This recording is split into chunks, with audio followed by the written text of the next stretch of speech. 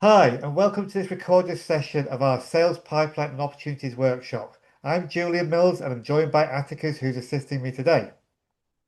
In this training, you'll discover how to set up a clear, structured pipeline inside HighLevel, so you always know where every lead and deal sits.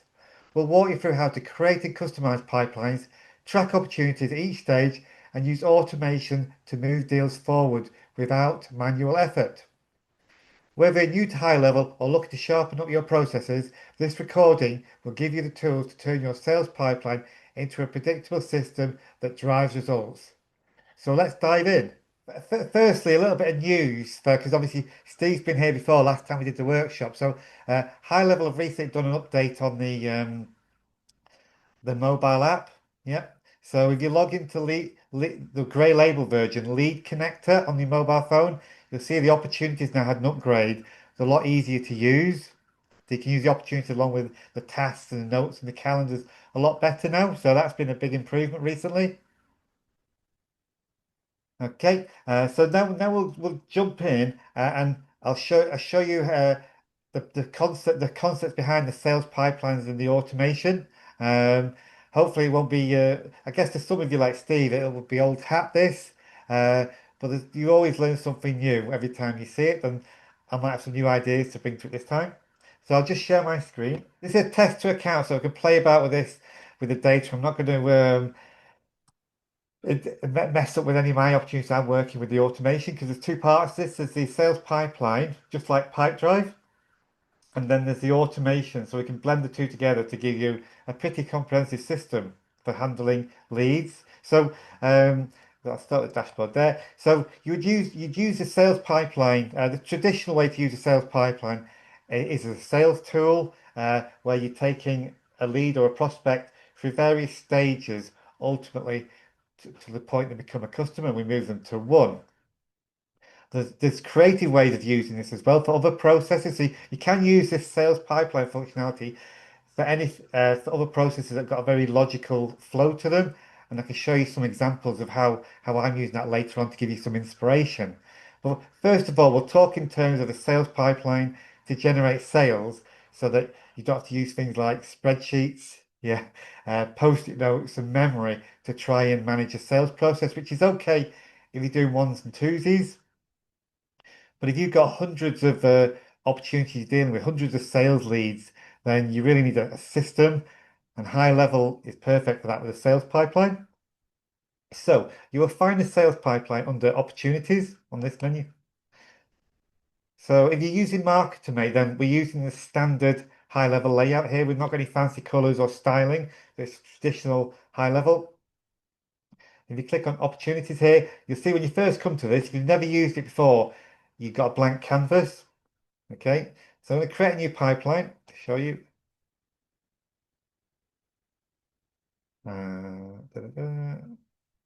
Create pipeline. So it's given me a default one to set up. So I'll just start with a completely blank canvas. Uh, our sales pipeline.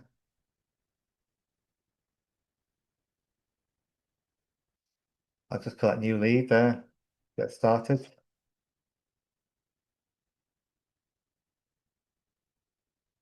Okay, so just create a simple pipeline. If you look on here, you'll see it. Got a sales pipeline. In HighLevel, you can have as many pipelines as you want. I've just got the one here, but you just go in pipelines and you have as many. So you might have a sales pipeline, and when they become a one sale, you might have an onboarding pipeline. So you split it out in different ways. We just focus on one today. This one I've created. So you see here at the moment, it's just got one stage called new lead. Yep. And I can obviously go back to pipeline. I can add more stage. So a very simple example of pipeline would be something like this. Go to edit it. So you might have a new lead and you might have a discovery call booked. Just on a larger screen a bit. Discovery call booked. Yeah, add a new stage. Maybe you have a working stage. And then you might have another stage called quote sent, something like that. Okay, and then you might have another stage I always have, I'll explain in a minute, is maybe in the futures.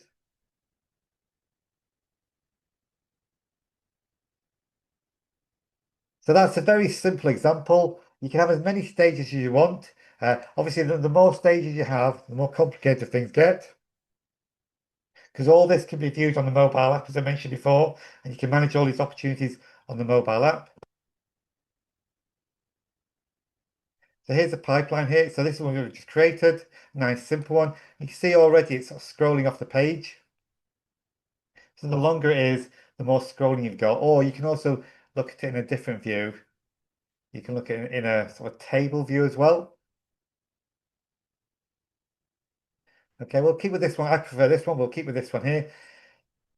So now we've got a new lead. So now we've got the stages. Now it's important to name these stages as a concrete milestone. You can't have anything too woolly. Okay, so a new lead is a new lead. Yeah. A discovery call is when they've booked a discovery call. Working is my only sort of more woolly one because people might be in there a week, 2 weeks, 6 months, all for different reasons. Maybe they're going on holiday or they're not quite ready. So working is my sort of holding pen when I'm starting to talk to people. And obviously, a quote sent is a concrete milestone, as is maybe in the future. So traditionally, at the end of a pipeline, sales pipeline, you'd have won and lost. Yeah. The way I like to work is you've got won and lost, yep. But anyone that hasn't said yes and hasn't said no, I drop them to maybe in the future. Okay. Uh, and then anyone that's lost for me is the way I gauge it is someone I never want to deal with. Because we could automate on all these stages. Every time we move into one of these stages, this could be the trigger for our automation later on. There's two parts to this. There's the pipeline that we're looking at now, and there's the automation that supports us as the salespeople. So first of all, I'll manually add an opportunity, so I can easily add an opportunity to the pipeline. Select a contact. You see we've got loads of test data in here just to play with. Yeah, I'm going to add it. I'm going to drop into the sales pipeline as a new lead. I can give it an opportunity value if I want, and it'll do the forecasting. Yeah, and I can add tags, etc., the source of the opportunity. I'm going to keep it very simple for now. We created that opportunity now, and that'll appear in a second.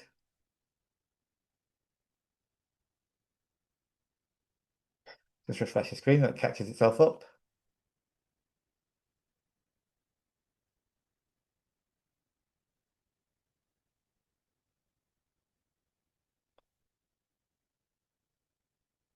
Okay, so now I've got an opportunity here. So that opportunity can be created manually, like we just did, or as part of a separate automation. Maybe someone fills an inquiry form on your website.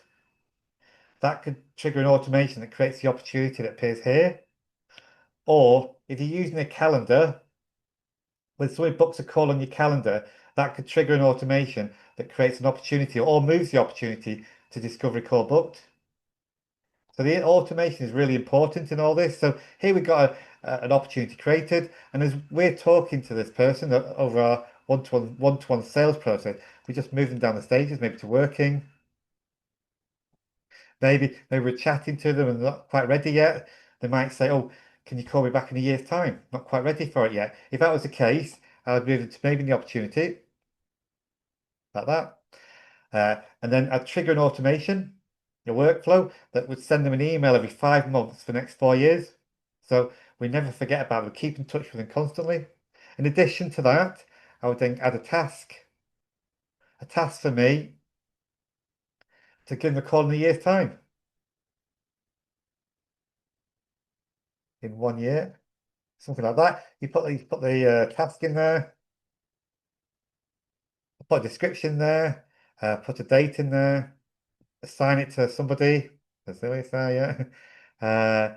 Put the date, date we're going to follow up. So it'd be September 2026, something like that. We create a task, so we never forget about a person. In a year's time, it pops up on our task list, which is here. I'll show you that. It pops up in a year's time on our task list. If you go to contacts, you see task list there. You can manage tasks there in HighLevel, call in 1 year there. It's also on your dashboard as well. You can customize your dashboard so when you log in, you can see all your tasks that are due and pending.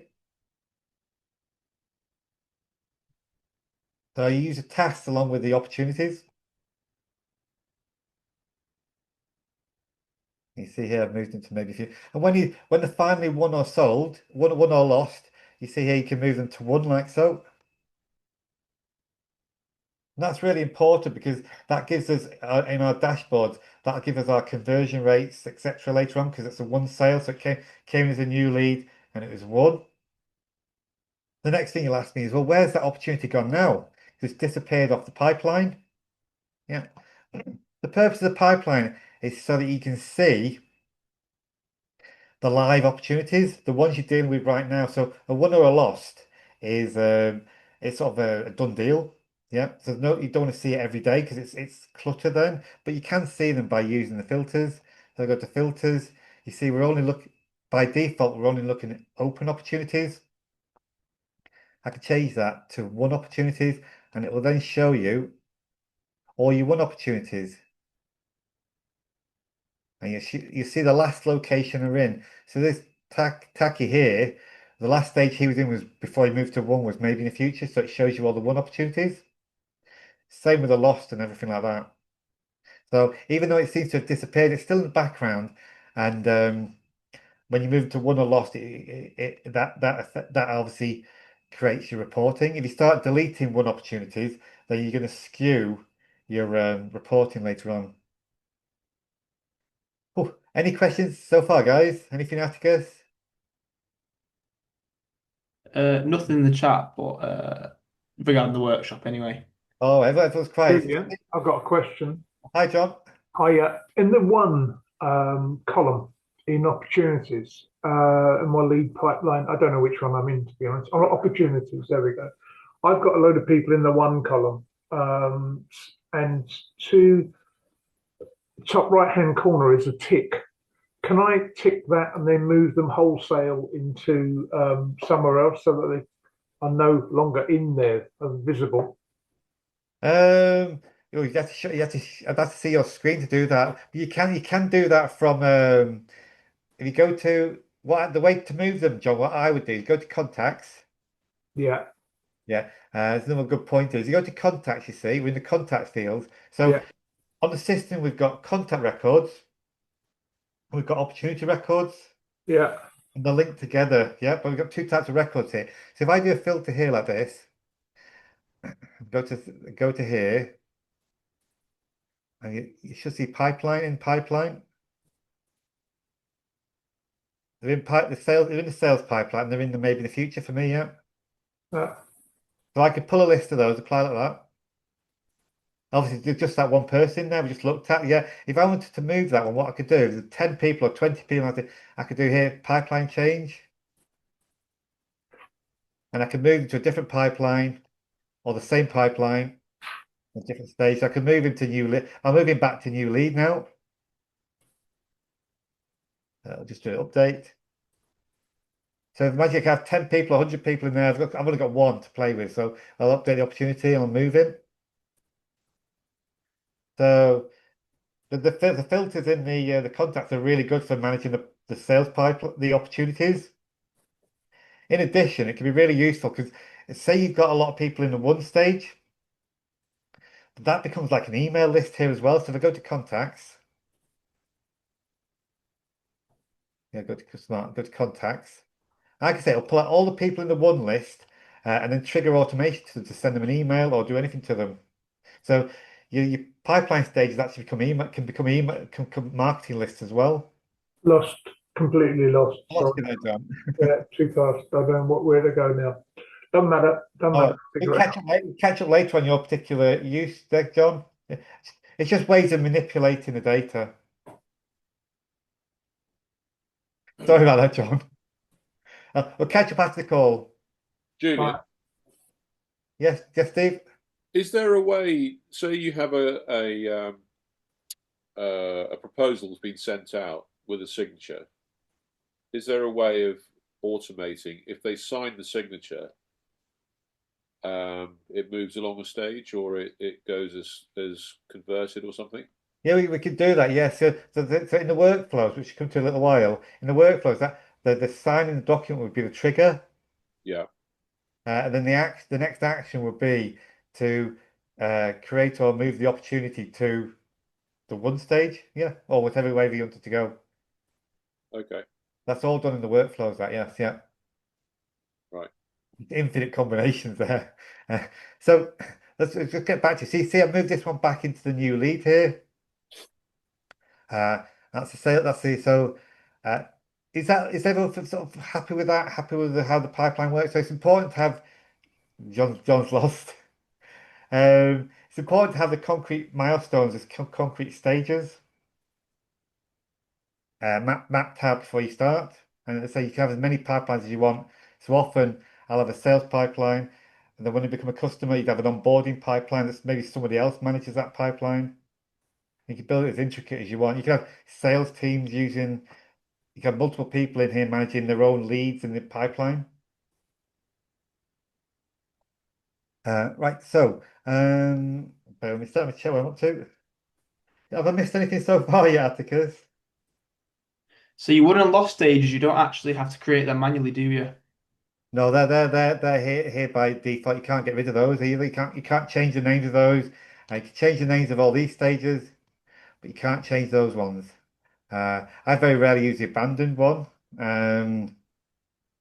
We could set up some automations in the workflows, for instance. So say an opportunity was in working for 2 months, not been moved. We could automatically pick up it's not been moved in 2 months and move it to abandoned and things like that. So that's where that would come in there. So that's the opportunity, just like pipe drive and the triggers. The important thing to remember is the triggers are when the opportunity moves from one stage to another, like that. And so that's when we come to like we just touched on with Steve, come to the automation. So I'll create a simple. So what I would do is create a folder and call it sales pipeline automations. That's so. So go into the pipeline there, and I would create a workflow for every stage you've got in your pipeline. I'll create a workflow. So the first one I'd create would be I'd start from scratch.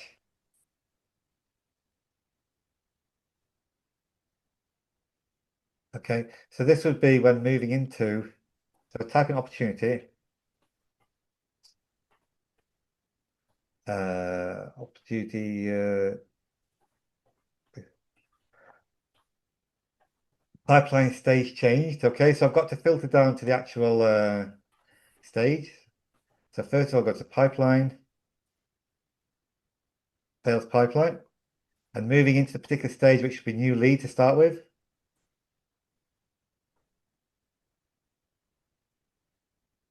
Okay, so just give it a name.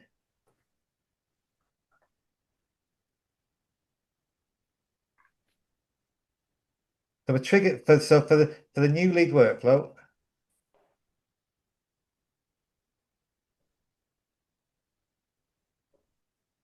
Okay, so whenever an opportunity moves into a stage called new lead, it's going to trigger this trigger.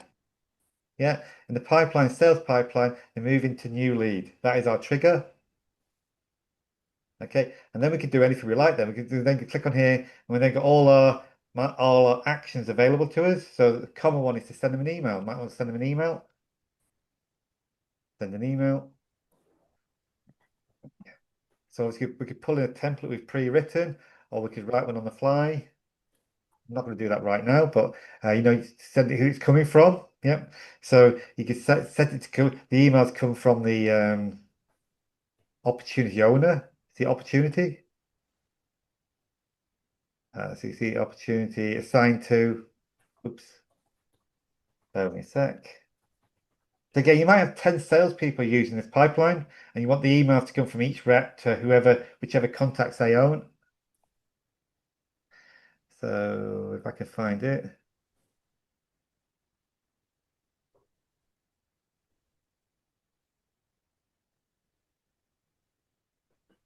that right? I do something wrong here, Atticus, because it's going to the from email. Should be contact owner, shouldn't it? The user. So that's what it should be doing. So it should be coming from the user that owns that contact record, who's been assigned to that contact record. I couldn't see it before. User. So you've got 10 sales reps, then it's coming from whichever rep owns that contact. You write your email there. Yes, you got your email there, like so. And then you can do anything I mean, you got, there's so many things. You add tags, send them a contract to sign, like you mentioned before, James. We could when they move into a stage, we could automatically send them a contract to sign, Steve, like you say. And when they send them reminders until they do sign it, and when they do sign it, then we can move them to one say. Yep, do all that through here. The triggers and the actions do that. And we build out a workflow just like this for each stage. Yeah. So all I would do is I can just save that like that.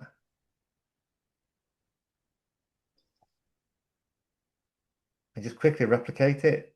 So the next one would be it's important. I like to even if a stage has got no automation to do, I would still create a workflow for completeness. Because nothing worse when you come back in 6 months' time and you see, oh, there's no workflow set for that stage. Now, then you'll be wondering, oh, did I forget to build it? Or is something missing? So even if there's nothing to do, I would build a stage out in a workflow. I just duplicate that one. And this would be discovery call booked.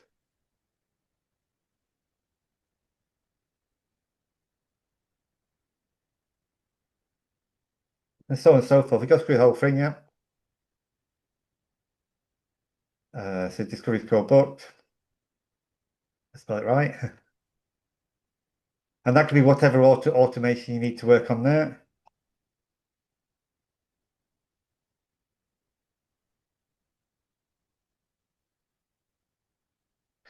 Yeah. And then we could also move the opportunity. So when, for instance, after a set length of time, we might decide we want to move the opportunity automatically. So the salesperson doesn't have to remember to do it manually. And we can just do that by simply putting in a wait, for instance. Maybe wait a couple of days.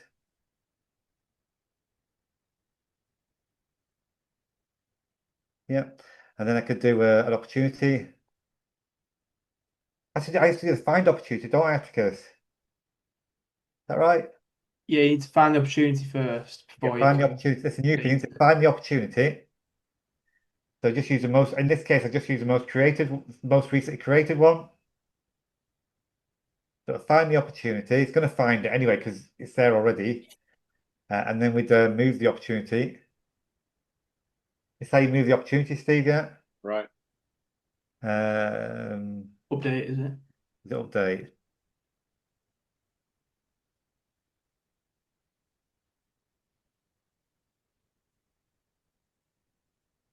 The opportunity, there you go, yeah. And then we just change it. We could change it for whatever stage you want it to go to. So I could select pipeline. No.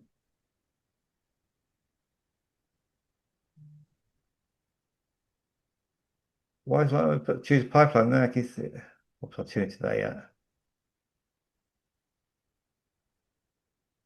Is that right? Is that pipeline there, yeah? Is that the one, Atticus? Update. Why is it? Is it? It might not be update. Is it? They call it something different. Is it move opportunity? Maybe. I thought it was update opportunity. Yeah. Have you ever looked at that? Hang on, cancel that.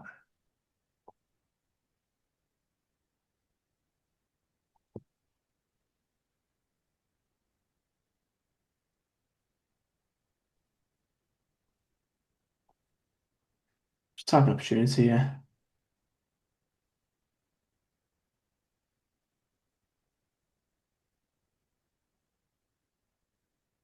Must be update, yeah.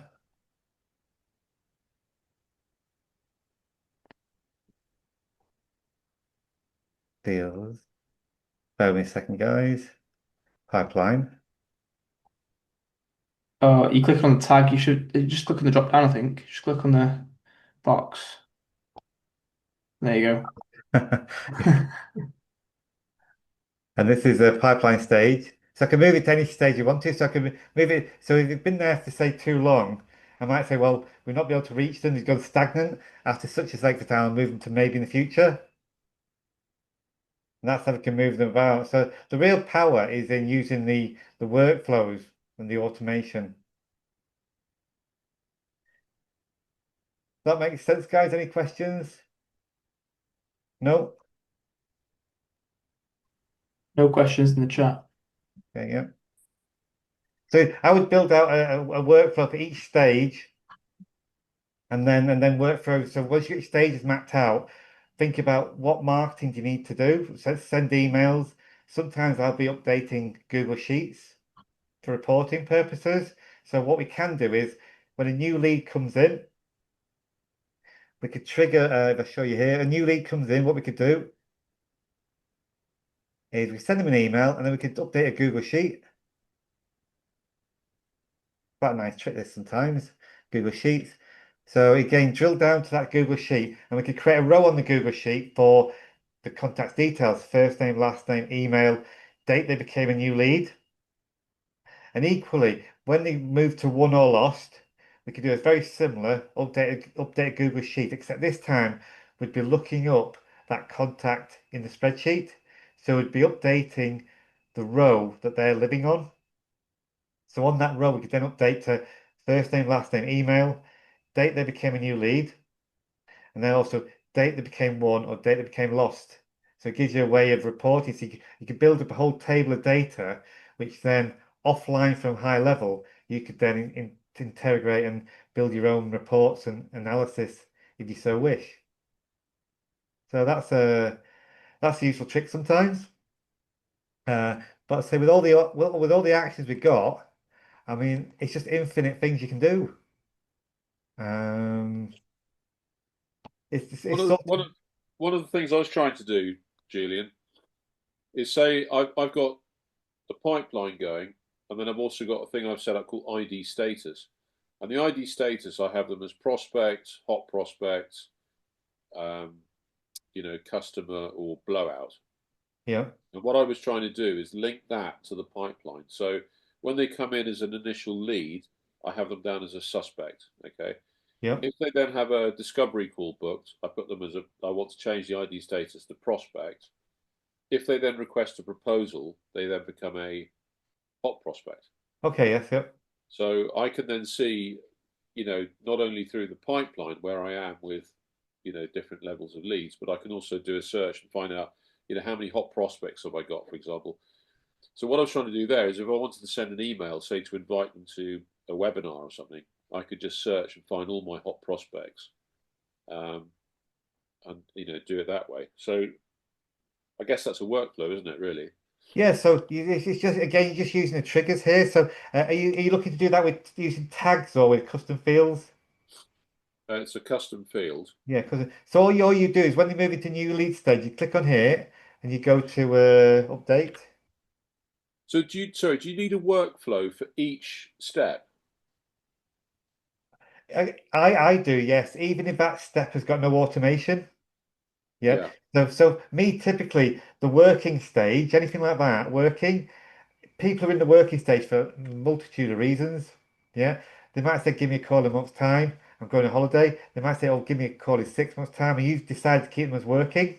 So it's very hard to automate off of that because everyone's different at that point.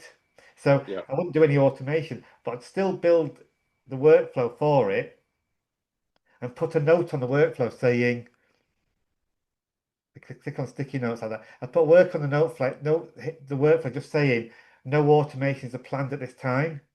Okay. Okay. So when I come back in 6 months' time, uh, I can see, oh, I've set up the stage. I decided that 6 months ago that there's no automation, so that's fine. If I didn't create the stage at all, you come back in 6 months' time, you're thinking, you'll spend half an hour thinking, was I supposed to build something for that? I'm not sure Yeah. now. Have I Yeah, missed okay. something? I'm not. Anyone else, any third party person coming in will look at it and think, well, there's bits missing. You can't tell. So just by putting a note, post-it note saying nothing to see here, basically, it gives you the complete picture. Yeah, Yeah. It's just a neat way of doing it. Plus, you might come back in 6 months' time and decide in this stage, now we do need something automating the working stage, and then you just add it in if you need. yeah. But coming back to your what you wanted to do there, yeah. So we could just click on here, click on update contact. Yeah, oh, hang on, no one there. Uh, update, update contact. This is hang on, they've just added Google Contacts, haven't they? Because that's what's throwing me here. The new update they just made.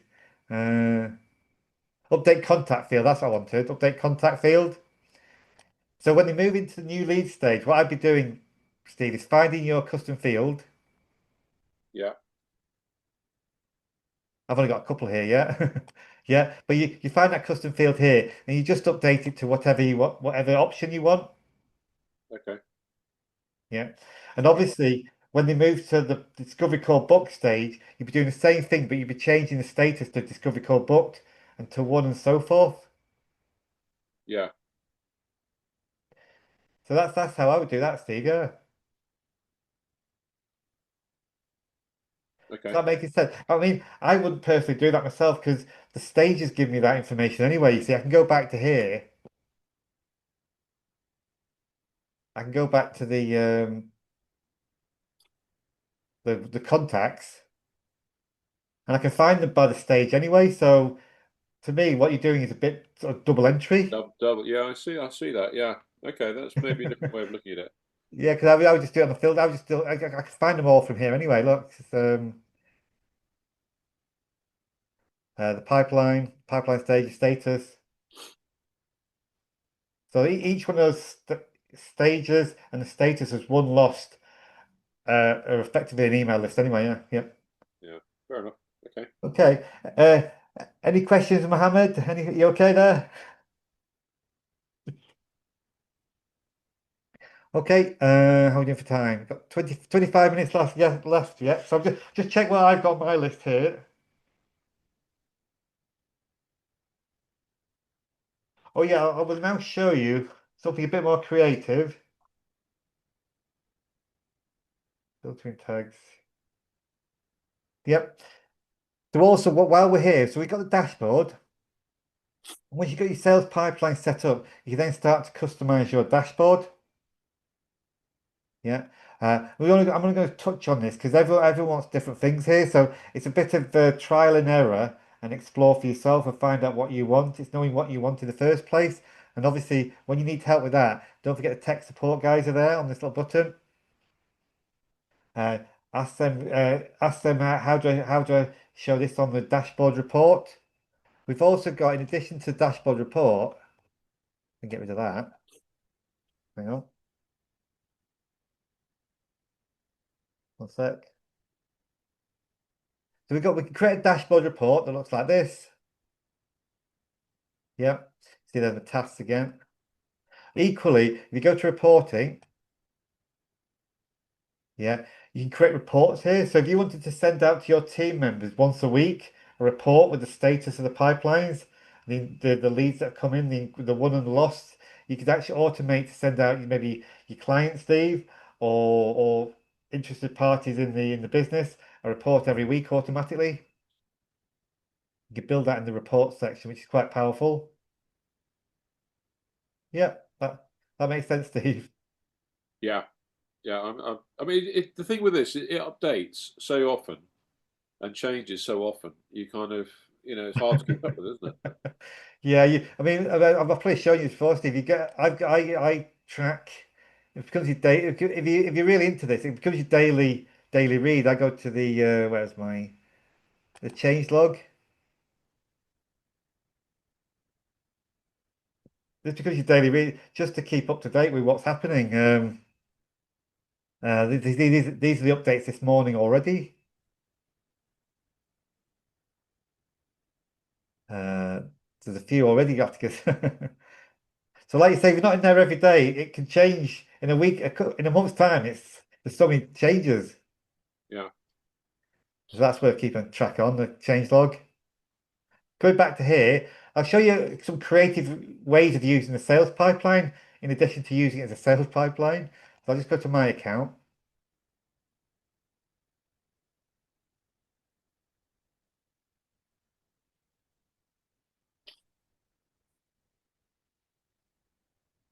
So here, for instance, I've got this would be my sales pipeline here.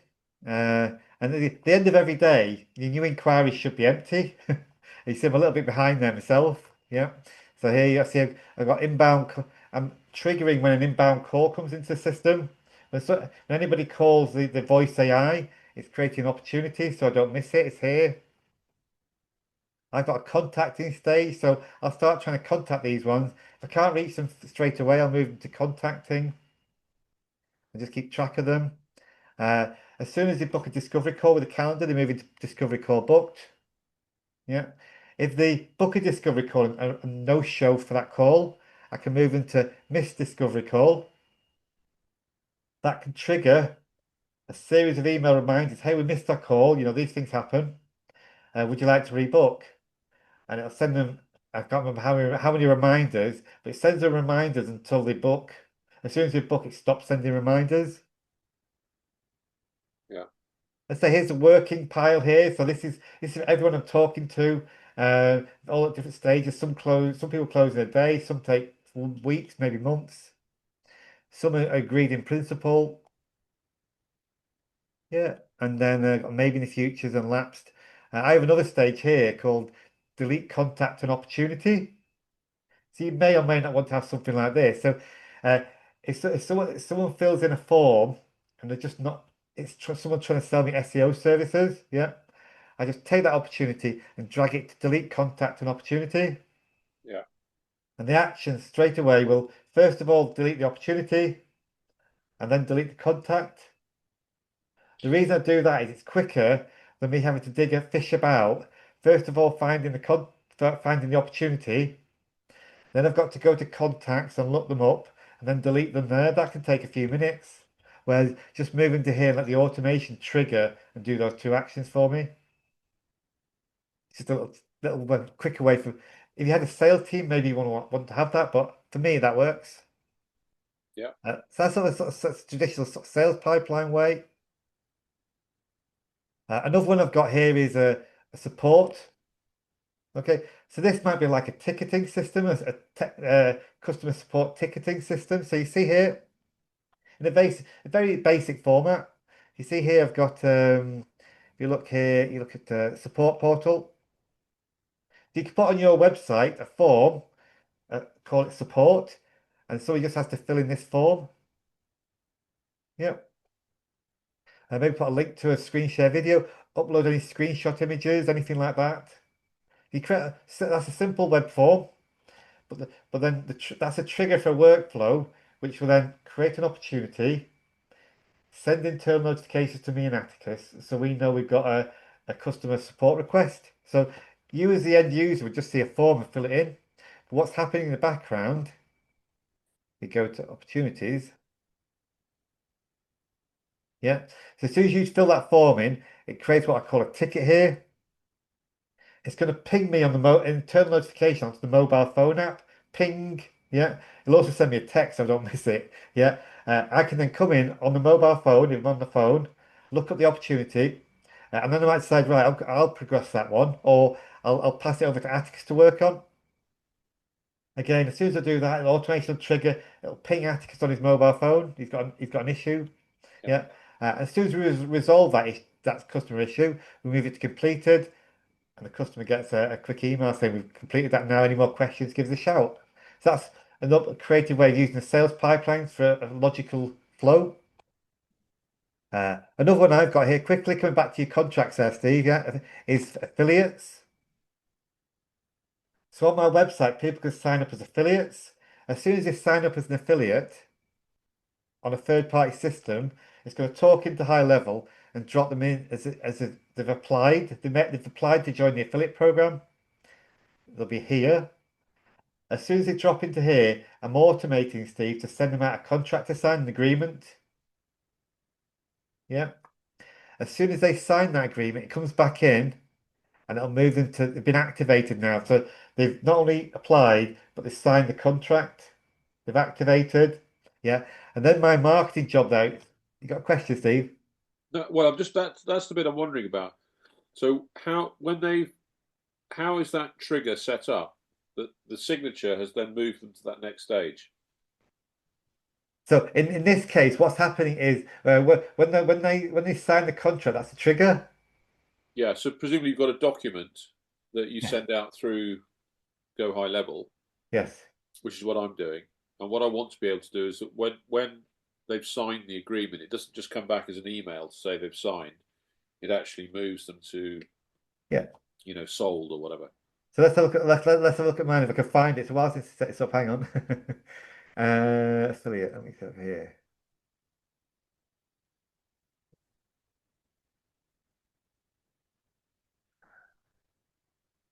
One second. I think it's affiliate agreement signed. Yeah.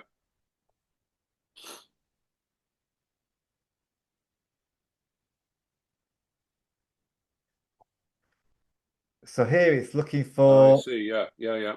So it's you've got looking the for that document. document to be signed, agreed. Yeah. As soon as it does that, opportunity to activate it, it's just moving the opportunity then. It's the old one. It's moving into that stage activated in partner row. So it's quite. Does that make sense, Steve? It's quite Yeah. simple, really, isn't it?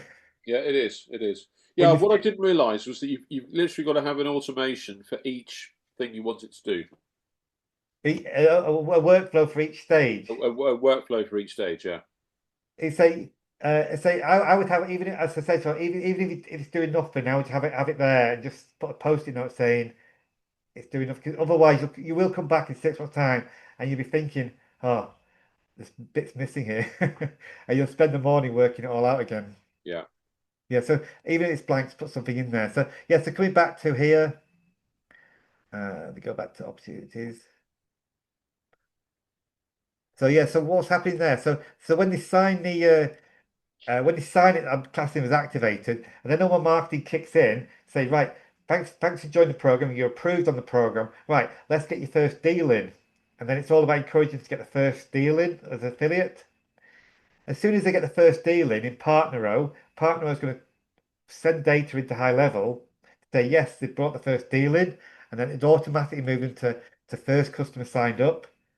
And the second customer signed up on the affiliate program, then move to second customer, and all the emails can be talking to here. Great, you've got 2 deals in now. Let's get the third one in. And when they finally get to 4, they've brought in 4 affiliates. I'm classing them as active then. That's as far as I've gone at the moment. So the stages can work with external tools as well. It just gets a little bit more technical to set up, but all doable. And I've seen some people using you're familiar that the system does courses as well. So in memberships here, you can run courses. Yeah. Just like Kajabi. Yeah. Again, what we can do with the automation is you can sell somebody a course or give a staff member a training course to do. Yeah.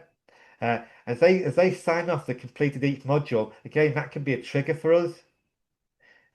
So using a sales pipeline workflow, you could visually see members of staff going through as they complete each module of the courses. So you can use it for you can use a sales pipeline. It's very flexible for many different reasons other than anything that's got a logical flow. You can use it often for that, in addition to as a traditional sort of sales pipeline. Another one, for instance, here, if you look here, I've got here. Where are we? Opportunities. Anything I'm missing here, Atticus? We're down to the last 10 minutes. No, you've covered a lot. Yeah. So I mean, so I have a client manager. So as soon as somebody moves to 1 in this pipeline, they automatically create a trigger, and I create a brand new opportunity for them in a new pipeline called client management. Is everyone taking notes? Yeah. So Steve, this comes back to your point. So I mean, when I move somebody to one in my main sales pipeline, yeah, moving to one, and that is a trigger then to create a brand new opportunity in a different pipeline. So the original opportunity stays in the one stage because I need that for reporting. Yeah. But in this client management pipeline, I would create I'd drop them into here as an active MarketerM8 client. So I can see all my active subscribers. Again, just like I showed you before, Steve, that's effectively an email list of all my customers. Yeah. And the lapse or cancel, they move there. I'm also monitoring affiliates as well. So that's not so much of a pipeline, really. That's just buckets, creating buckets. Yeah. So that then they become effectively from the contacts, I can search those and they become email lists to me later on. Rather than having all this, you were doing it, but you were thinking do it by custom fields. I don't need to. Yeah. Um, Is there a slight, well, same subject really. When you create an opportunity, I've got some clients that will sign for like a 3-month retainer, yeah. and others that will go for like a 6-month retainer, and some for a 12-month retainer. At the moment, I just sort of multiply it by 3 or 6 or 12 and put in the value of the opportunity. Is there a way of, because in the products, when you come to the product side and I do the proposal, you can have it, you can put down it's 3 times 600 or whatever, and then it calculates £1,800 for the contract value. Is there a way of doing that in the opportunities? I haven't been able to see it. I'd have to check that one. You could do in the automations. You could do mathematics.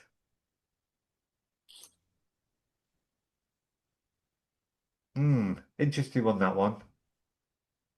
I think you probably could, but I'd have to sit in a dark room and work it out, Steve. So at the contact record level in the workflow, you could do maths.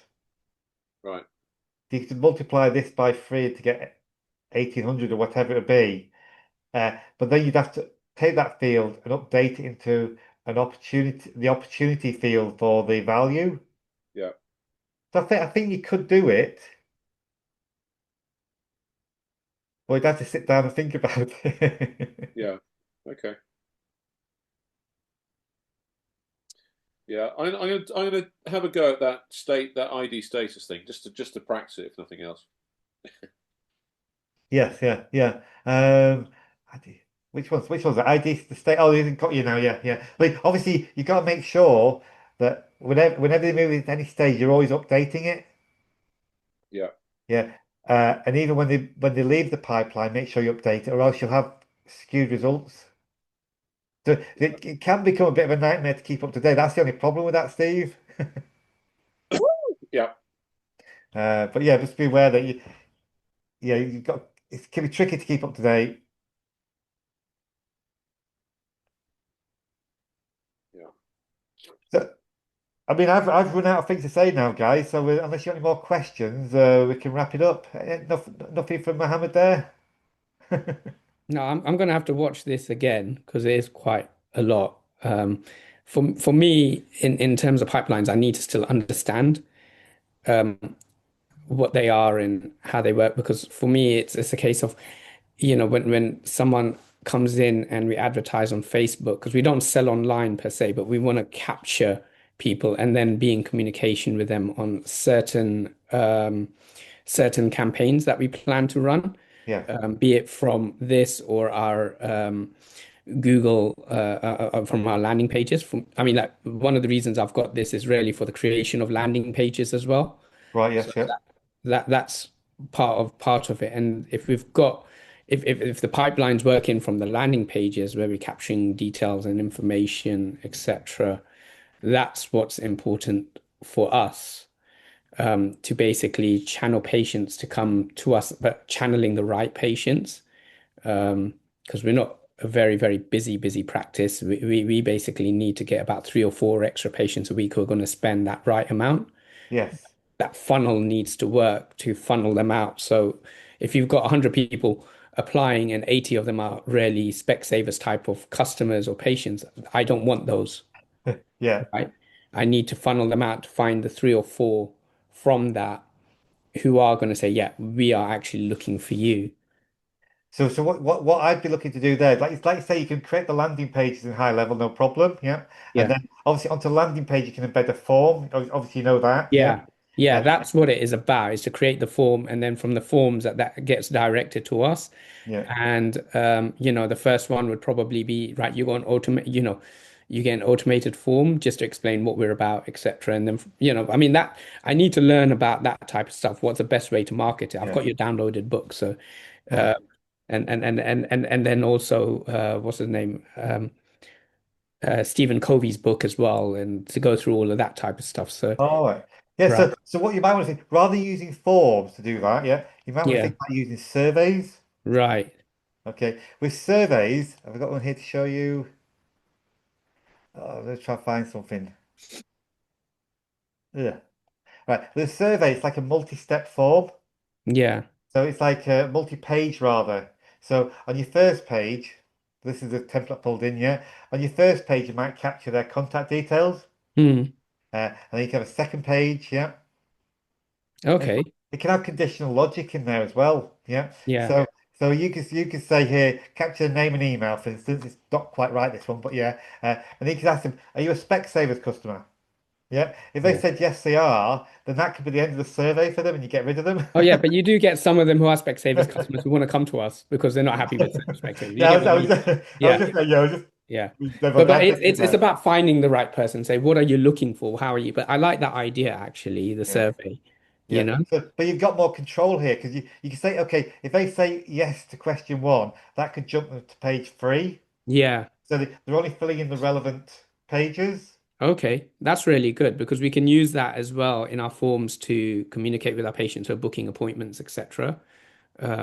So that would be really great. Yeah, so that might be more powerful because sometimes when you're trying to profile it, it can be quite a long form on the page, not that big. Yeah, Whereas exactly. this way you can break it into nice compartmentalizations. Okay. With conditional logic as well, you can take them down different paths, different thank you pages and things. Yeah. More powerful for you. Another thing you might want to think about as well over here is quizzes as well. Yeah.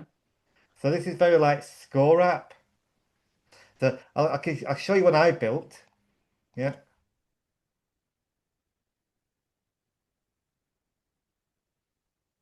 Let's go on the website here. So this is a quiz built in HighLevel. And you can have Hmm. all sorts of conditional logic here, giving people points as you go through points. And at the end of it, they get a report. Okay. So on different aspects, are they ready for HighLevel? Yeah.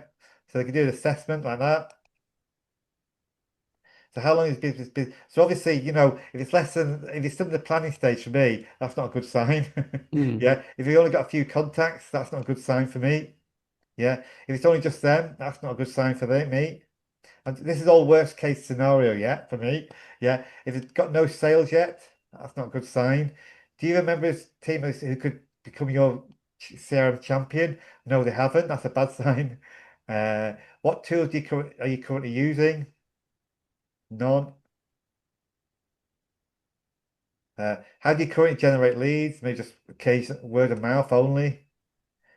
Do you have an organized sales process? No. It's just jumping pages here behind the scenes. Yeah. Not relevant.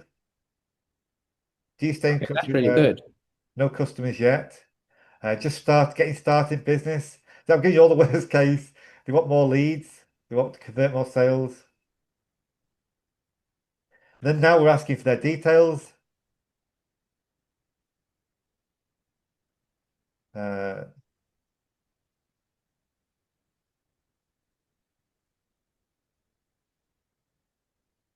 Mine's really simple. You can dress it up. You know what I mean? You can dress it up as well and submit that, and then get reports. So you see, everything's in black, no fit. Hmm. Yeah. In this category, it looks like HighLevel may not be the best fit for your business. That said, you know, specific requirements fall outside, so it will require further explanation. Yeah, Okay, that's really good because you see that would work out in terms of who we're booking in, etc. You know? yeah, and obviously on the scores, they can get invites to book a call or to come in, or you can treat them different ways. Yeah. Yeah, yeah, So yeah, so I haven't got time to go into all that, but you go to the back end of it. It's quite yeah. logical. It's very like Score app, but I think it's easy to set up. Maybe it doesn't have some of the bells and whistles that Score app has. No, but you don't need that. You don't need that. It's You good. see? It's good. They built it good enough to do the job. Yeah, Yeah, no, no, you just need to keep it simple for whoever's looking. I mean, looking at that, if I was to come through there and it would just be really just easy to navigate. So you just want to make it simple that someone says, yeah, okay, I'm good for you. No, I'm not, you know? yeah. But you can be asking what type of glasses are they? You know, it's just Yeah, yeah, creative exactly. thinking. Yeah.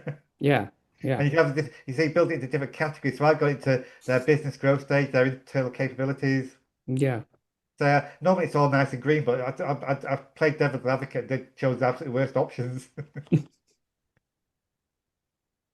But yes, that can all be bolted to the opportunities, get the opportunity at the right stage. So yeah, if someone's an ideal prospect from that, then they could go straight in yeah, as a hot lead, pinging you with internal notifications to get in touch with them straight away, and all the rest. yeah, Basically, comes down to your marketing, then yeah. yeah. Superb. No, I like that. Actually, I'm glad that you showed that to me just now. So I thought appreciate that'd that. be interesting for you. Have you seen that before, Steve? The quizzes? Yeah, I've always been using Score app, so I've never really ventured into it. But to be honest with you, that looks quite good.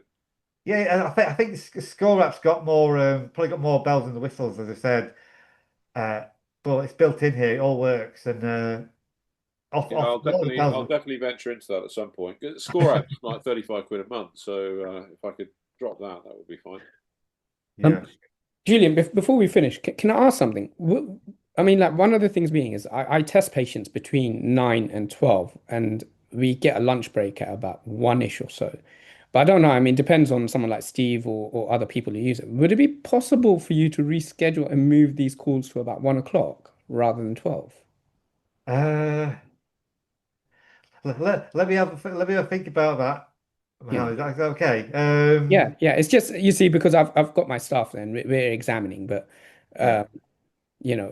um, I'm really then they all want to go on for their lunches a bit later on, which messes a bit out for us. I mean, I don't mind watching the recordings, but I do like to sit on there live Yes, compared to yeah. being on the recordings. Yeah, and, I've had people from Australia and America complaining as well. They say, "Oh, can you just do it in the morning?" Well, if it was earlier in the morning, that'd be better because it's outside work time. Maybe I should do a poll of this to see what the most. Because I'm afraid it's one of those where let me have a think about it, Mohammed. It's one of those things where you can't Yeah, please all can't people please all the everyone. time. Yeah, yeah, absolutely, absolutely. As your most loyal visitor, it makes no difference to me. Well, say I mean, straight after this call, Atticus is doing the video editing to get the videos out. But like I say, it's not like the example there with being able to show you the quiz there, because I thought Yeah, that would be suitable for you. You can get that sort of interaction going on the exactly. calls, don't you? Let me have a think about that one. So I'll let you get back to your lunches then. Yeah, Thanks for attending today, and we'll catch up soon. yeah. Thanks a lot. Good Okay, one. guys. Bye. All right. Cheers. Thanks, Julian. So that was our latest workshop recording for sales pipelines and opportunities. Most businesses find the opportunities are a big quick win for them, and we deal with a lot of clients where we're setting that up. If you need any help, please use the QR code to book a discovery call with us, and also use that QR code. You'll be able to book onto our next live workshop.